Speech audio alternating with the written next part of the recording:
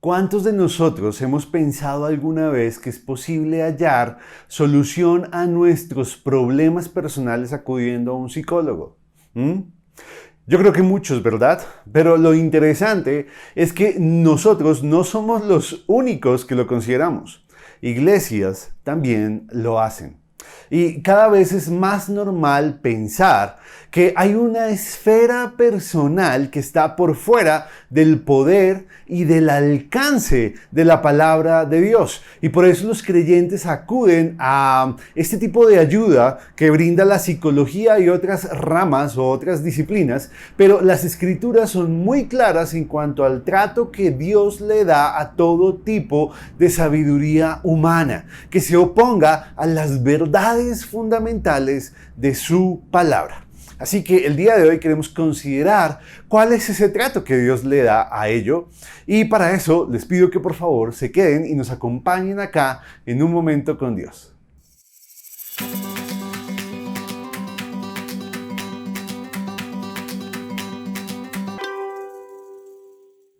Para responder a esta pregunta, vamos a considerar lo que el apóstol Pablo le dijo a la iglesia de Corinto en su primera carta, capítulo 1, donde les dice que el plan de Dios es destruir la sabiduría de los sabios y desechar el entendimiento de los entendidos.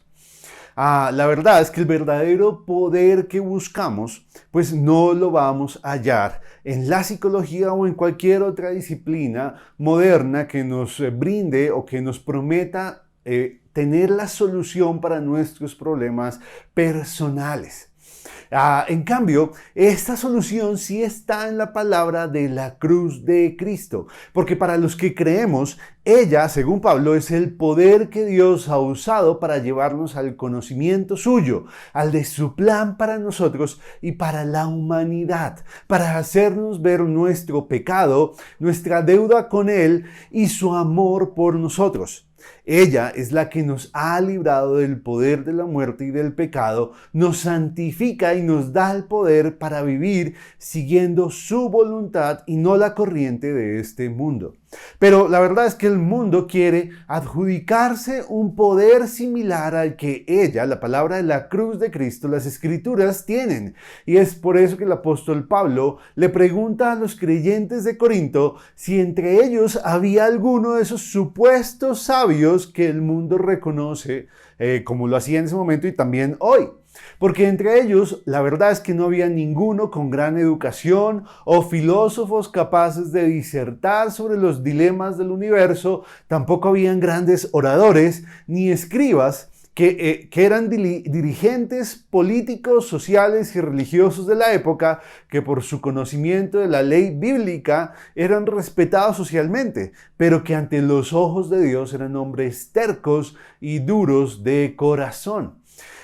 Y se los pregunta para que entendieran que Dios no se manifiesta por medio de la sabiduría del mundo, sino que lo hace a través de su palabra y de la predicación de ella. Porque ¿cómo es posible que hallemos a Dios en la sabiduría del mundo si ella es la que promueve que el ser humano es libre de escoger el género con el que más se identifique? Negando el diseño biológico que Dios ha definido para cada uno de nosotros.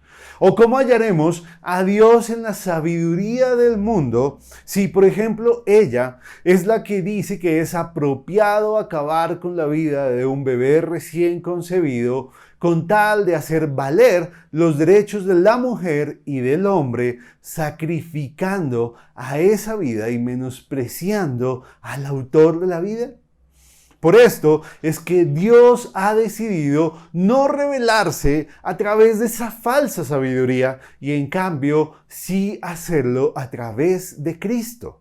Porque Él es la imagen del poder y la sabiduría de Dios, en quien hallamos la verdad, el ejemplo y el amor que necesitamos para responder a los dilemas y sufrimientos a los que nos enfrentamos en este mundo caído y naturalmente influenciado por el pecado. La respuesta es Cristo. Por eso, hacemos lo correcto cuando dedicamos nuestro tiempo, mente y fe a conocer de Cristo por medio de la predicación de su palabra, confiando en su autoridad y esperanzados en sus promesas de amor para nosotros.